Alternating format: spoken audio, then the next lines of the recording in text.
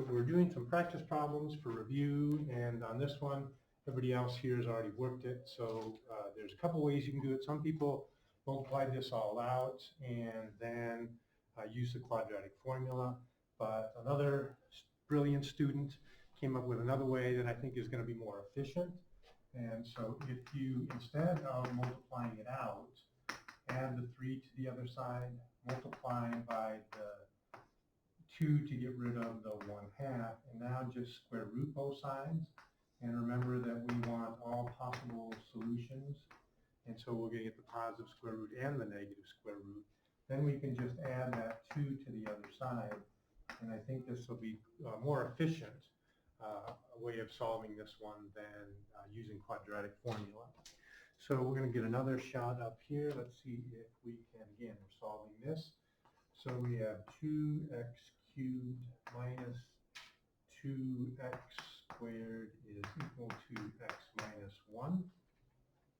And we can bring up people that have not yet been to the board. So different people come to the board for this one.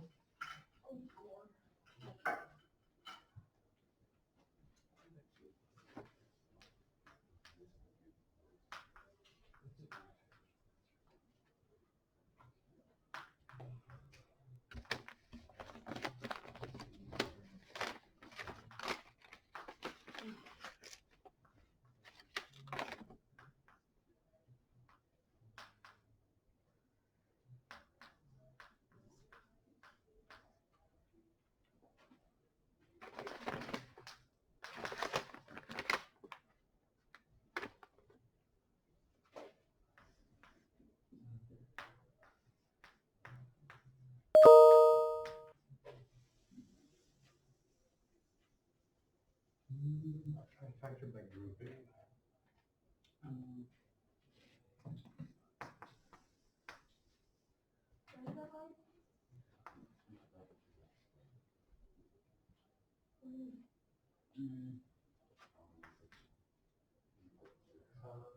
think this was supposed to be x squared.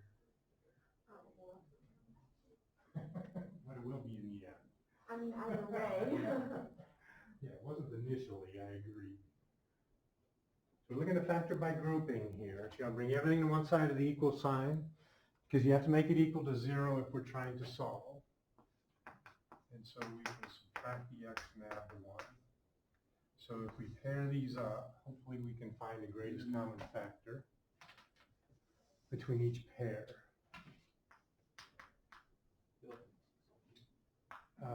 Now it's not an x minus 1 times x minus 1, no, Gage. It's only one of those x minus 1s that factors out.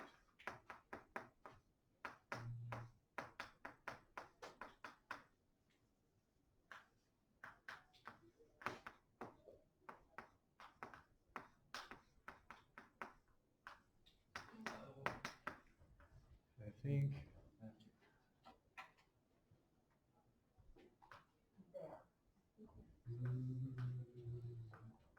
like what you did here. I think I fixed it. Okay. Yeah, now you're on the right track. Now, what are you going to do with that 2x squared minus 1 is the question.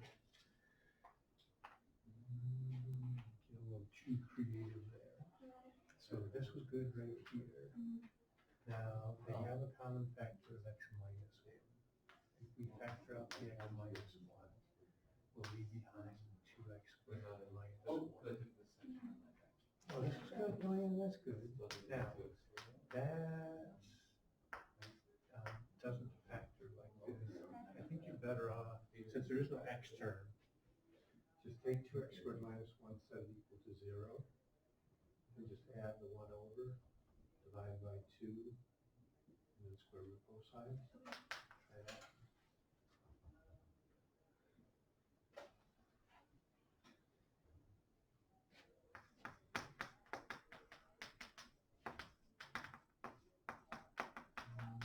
So the 2x squared minus 1 doesn't really factor very nicely, but because there is no x term, no middle term there, the b is 0 in ax squared plus bx plus c, you can just add the 1, divide by 2, and square root both sides.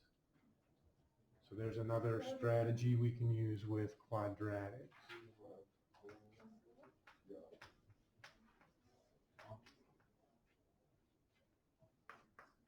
We're squaring it. We need to square root it. So you got square root of the top. So square root of 1 is 1, and then you got square root of 2 in the denominator. No, but then you can do that. You You got get it the right. radical on the bottom. Yeah, so all right, you're on the way. Oh, Lord. Now you're on the right track there, Ronan. So split up the square root and go square the top, square the bottom.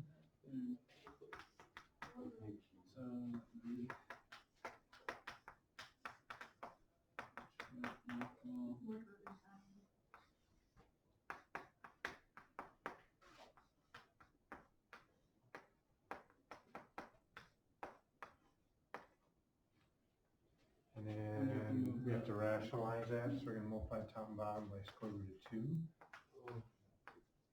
The problem never ends. So we end up with 3 solutions out of this.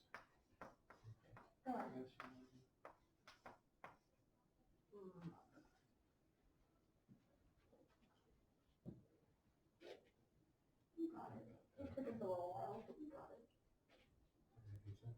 Yeah. Makes sense. Follow all that? Did you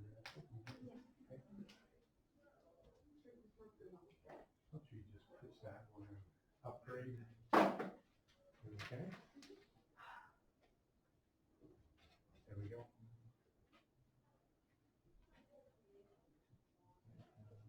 So how did you get from here to here?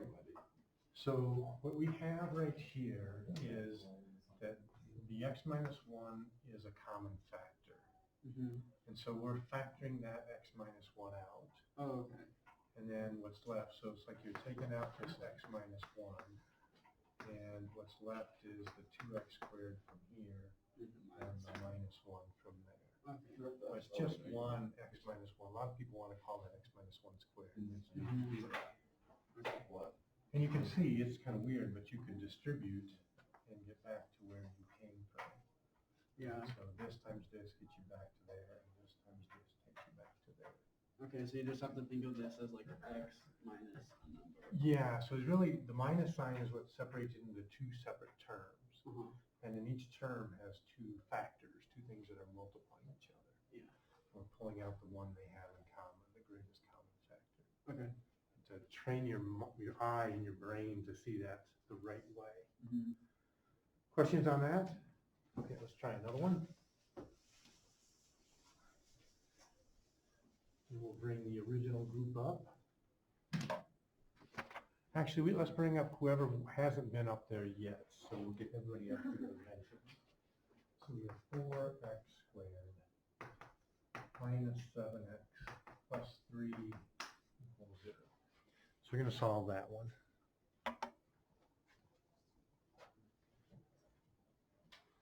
Who is the master of box and diamond?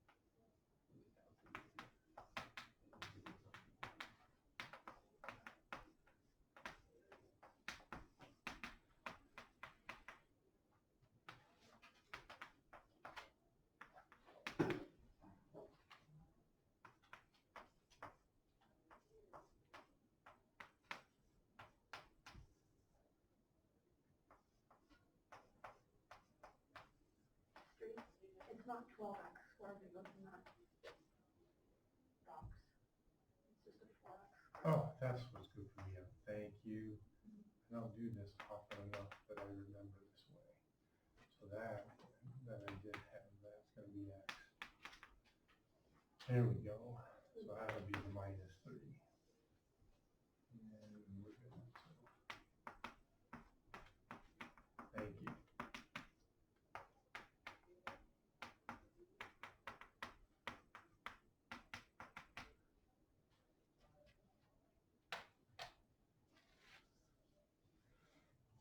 Okay? So you are masters of the box and diamond, I am not.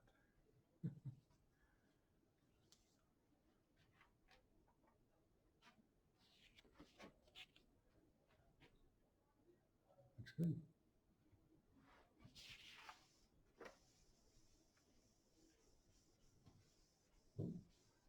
Gage, can you look over him, just look over my shoulder, make sure she's doesn't go south on us here.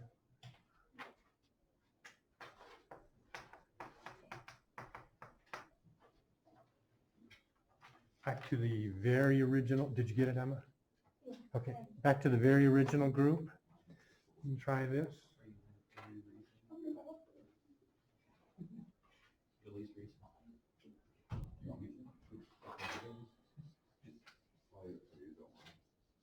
I don't know how you feel about these, but to me, this is the worst case scenario. -4, there's nothing that multiplies by -4 that adds positive. So then what do you have to do? So to me, this is the worst case scenario. It doesn't factor, and then you're stuck with the quadratic formula. And it's okay to hum during the test if it helps you to do You're this. gonna hear a lot of humming then. That's perfectly okay. It's not considered cheating. Outright singing it might be considered cheating. Humming is okay. No words. We could get everybody singing it, it'd be great. You would be. Not maybe on the Join test. choir and sing the quadratic formula for everybody. Yeah.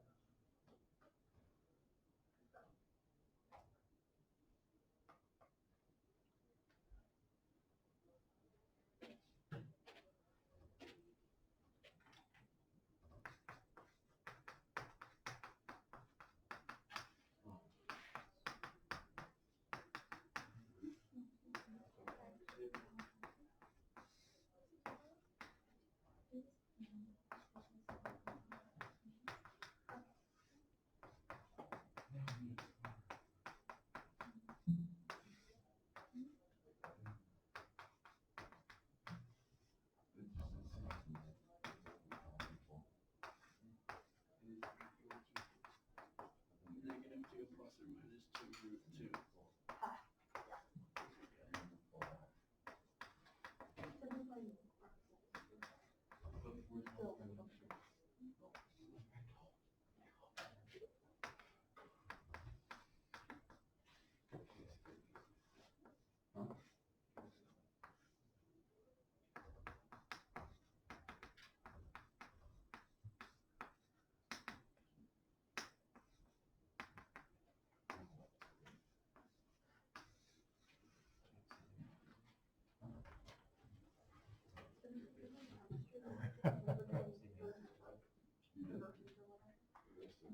Is that okay?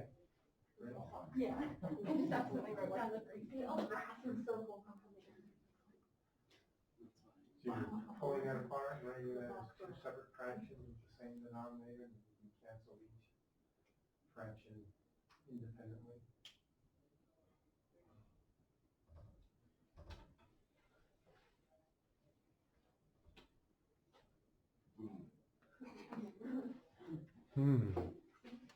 Questions on that? We okay?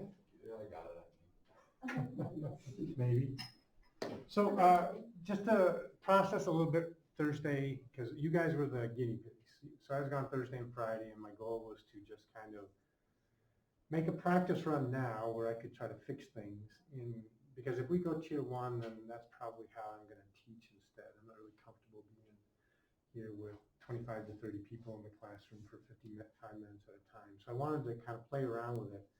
And you guys, when I was trying to zoom in with you, I was getting a lot of feedback, and I think we fixed it. Originally it was awful because it was like this screeching sound, and then played around with that. Then later Friday, what I finally did to fix my end, I think it was okay on your end, the audio part of the Zoom in, but I muted, because I had my laptop and my iPad open, and so I muted the iPad and turned off the speaker there, and that seemed to fix the feedback. Otherwise, it was really echoey to me when I was zooming in with you guys.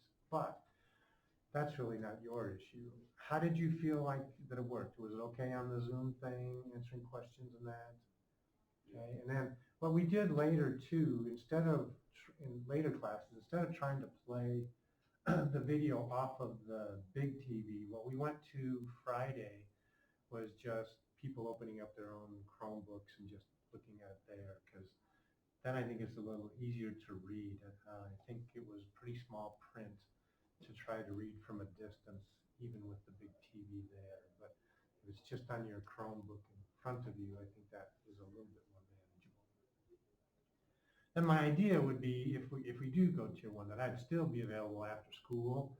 So if there's, if people get to a place where they need to retake a test or something, or if you want to do test prep, we'll just kind of have a sign-up sheet, or we'll figure out a way to keep the numbers down here to where I'm comfortable, but I could still be available for that.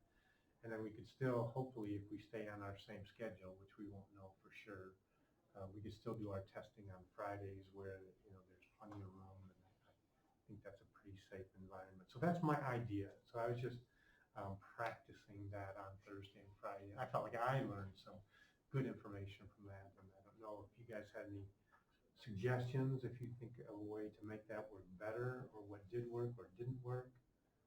You can let me know, and I'll try to respond to that.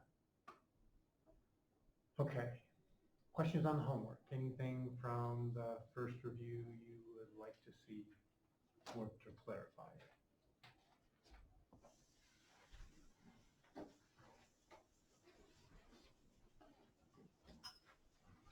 Can we do number 10? Yeah, can you tell me what that one is? I don't have one of those. 40-foot fencing is used to form a rectangular garden using the garage or boundary as shown in the figure below. Find the dimensions if the maximum area is to be enclosed. Okay. And how much fencing do we have? 40 feet. 40 feet. And it's just this. So the idea here is you did a problem in your book where you didn't have one wall provided. So you just said, if you're going to take this much fencing and you want to, enclose all 4 sides in a rectangle, how would you do that to enclose the maximum area? And of course, what you find out is it's going to be a square. And so once you have seen that and know that, it's not a very interesting question. So I try to make it not so predictable by doing one of several things. I can provide one boundary on the fence, so now you're not trying to make the whole fence out of whatever that material is, so it's not going to be a square. Or I can, sometimes I'll have you make several different sections in that fence, so it's not just the 2 sides on that end. And so then it becomes actually a more interesting problem, I think, and not as predictable. So if we call these dimensions x, then that uses up a total of 2x of our total amount of fencing. And that leaves for this one side 40 minus 2x. And so that together forms a rectangle. And so you can see that the area of this rectangle, which the area of a rectangle is length times width, is going to be, the 40 minus 2x times an x. And so if we multiply that out, then we see that our area function is really, because you have an x squared and it's a negative, that's a parabola that opens down. So we're not going to graph the area function, but you can at least in your mind hopefully have this visualization that, this is what the area would be, that would be what the x is. So the largest area is going to occur at its vertex. And we know how to find the vertex. In fact, we got 3 different ways of finding it. And you can use whatever way you like. You could use negative b over 2a. You have it in factored form here, so you could find the two x-intercepts and then get that point that's halfway in between. If you were a glutton for punishment and you just wanted to inflict pain on yourself, you could complete the square and put it in vertex form and get the vertex that way. That wouldn't be my recommendation, but you could do it that way. So, I don't know, it's your problem, Ronan, what do you like? You I want to go think negative b over 2a is. negative? Yeah, I'm a fan of negative b over 2a myself. So the b is that 40, so negative b will be a negative 40. The a is negative 2, so 2a will be a negative 4. And that's going to tell us that x is 10. And now we can answer our question, because the question was find the dimensions. So that's the length and width. And so one of the dimensions is going to be 10 feet. And the other one is going to be 40 minus 2 times 10. 40 minus 20 is going to be 20. So we have distorted it and made it not a square by providing one side of the fence with the garage, so you're not using up your fencing there. So it's not quite as predictable. Does that make sense? Other questions? Okay, well, I want to work a few more practice problems, and then I have a little quiz for you that we'll take today as well. And then I have a second review. That's not typical, but I got another review worksheet for you here in a little bit. So let's see if we can find an equation. Find an equation of a quadratic function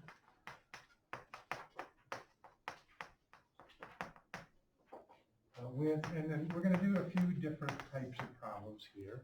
So depending on the information you're given, you may start with a different form of our parabola. So the first one I'm going to say has x-intercepts, 1, 0, and negative 2, 0. And it contains the point 4, 6. Okay, so armed with that little bit of information, who did we leave off with? I think it's a second group, is that right? Can you come up to the board and do this?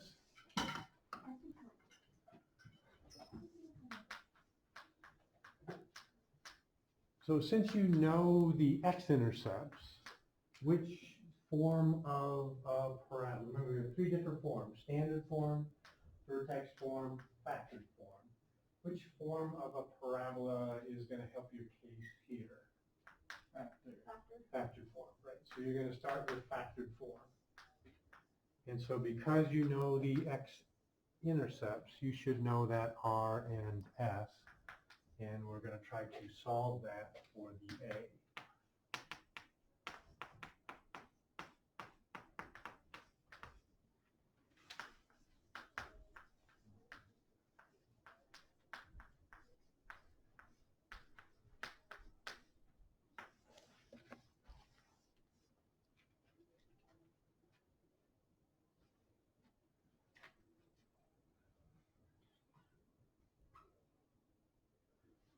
Grace, did you ever find homework 19? Is that totally in my A? Okay.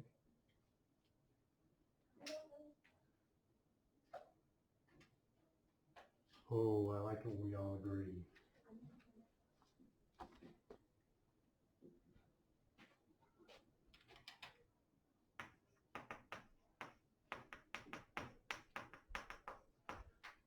So we put in the 1 and the negative 2 for r and s to get x minus 1, x plus 2.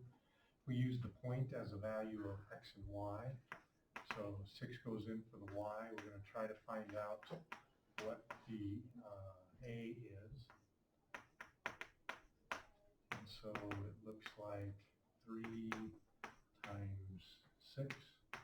So we have 18a is 6. And so we're getting here 6/18, which is 1/3, and that makes this there. Very good. All right, let's try a different one. So same question, can you find an equation of a quadratic? But this time I'm going to give you different information. Instead of x-intercepts, we'll say that the vertex is -2, -5, and it contains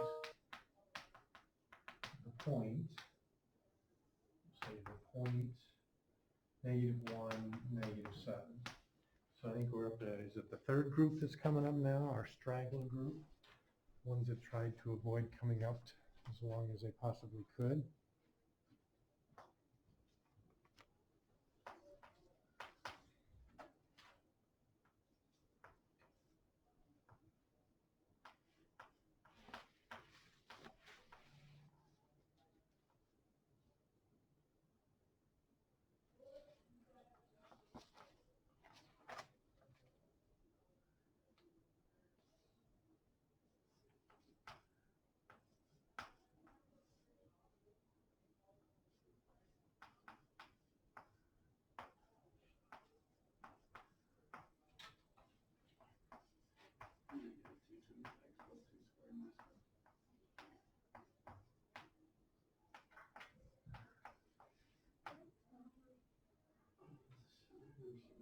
She said she was sick, but then she showed up at the green light.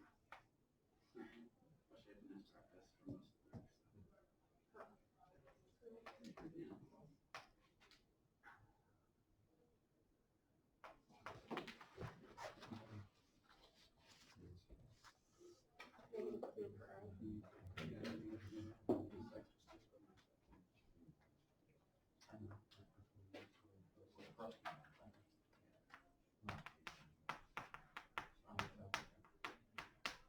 So people here have gone with the vertex form, which is good. We know the H and the K from the -2 and the -5. So we get to there, we plug in the -1 and the -7, and we're going to try to solve this for A. So just the danger here sometimes is keeping track of order of operations, and I think we did that well to get A is -2. Very good, very good. Questions on those? Okay, let's do a find the vertex by completing the square. So we're going to say find the vertex by completing the square.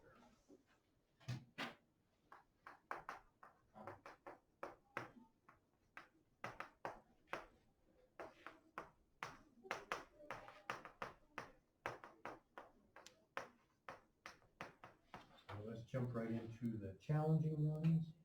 That's y equals -1/2 x squared minus 3x plus 1. And I think we're back, is that to the original group? First group?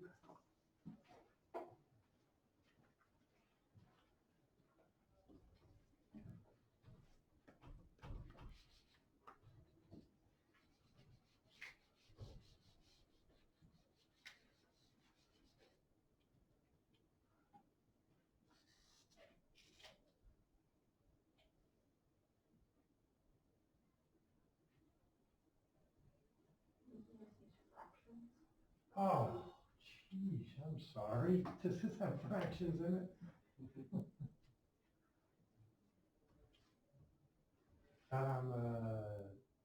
Half middle term squared though, right? Okay.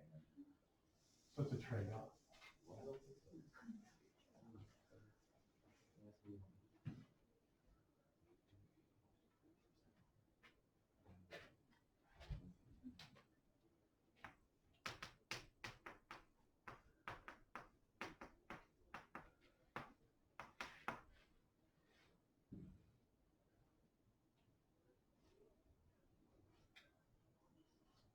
You guys are good.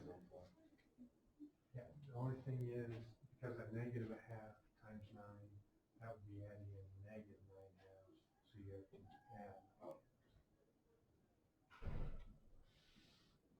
Well played.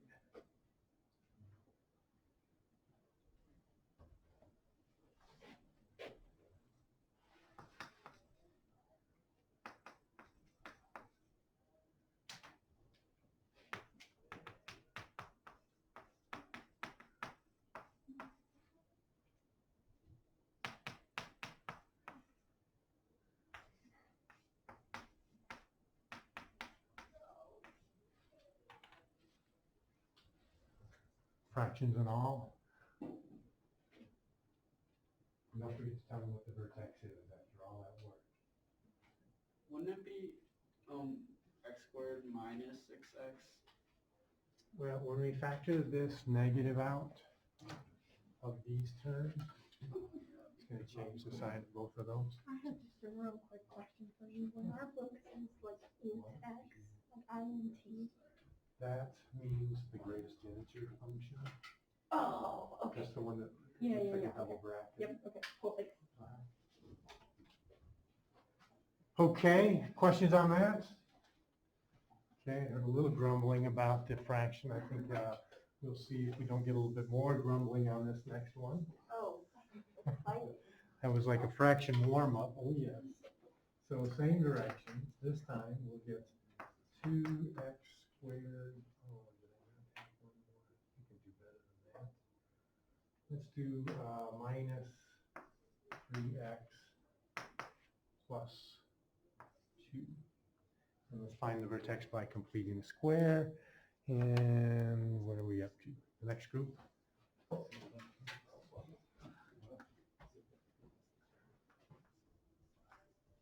This one's really miserable because I just made it up off the top of my head. Not usually a good sign. Oh, so glad to know that. Yeah, I'm glad you get to do it at the board actually, because then I you know. appreciate it. Really? Oh my god.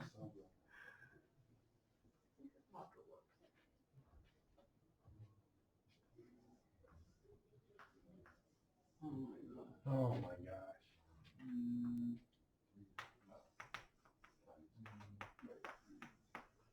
Oh my lord.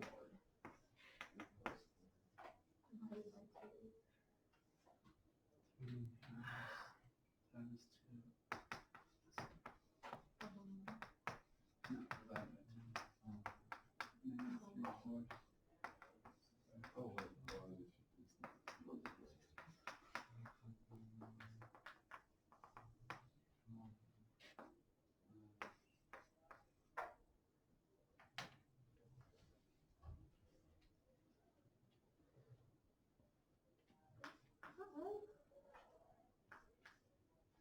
Half of the 3 halves. So if it's half, it means half times. Half of the middle term. So this is right Oh, middle term. You don't want to do that. yeah, it wasn't gonna be that easy. How we doing? I Just remember say that to me. fraction. Okay, well, do you want to refresh your memory? No, I think I got it. Okay, so half of means half times. So there's a half the middle term. Squaring the fraction 3/4 means you square top, square bottom. So 3 squared is 9, 4 squared is 16. That's what we're going to add in. Then we multiply that by the 2. The 2 can cancel with the 16 to make it 8.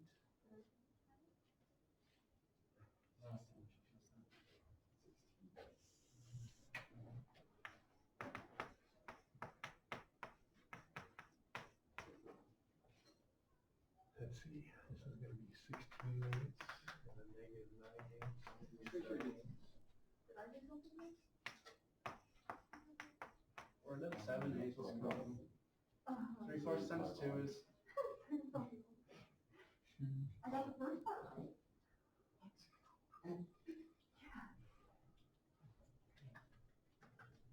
Plus So, how did you get this? this times 2. Always, because everything squared is always positive. So then that would be 18 sixteenths, right? 18 sixteenths.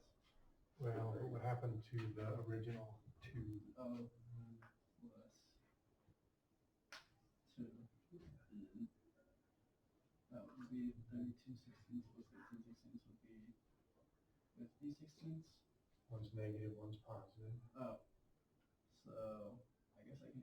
And 9 reduce, eighths yeah, that makes you like a plus little easier. negative 9 eighths plus 16 There you go. eighths is Not at the top. 7 eighths. There we go. Well done, masters of fractions.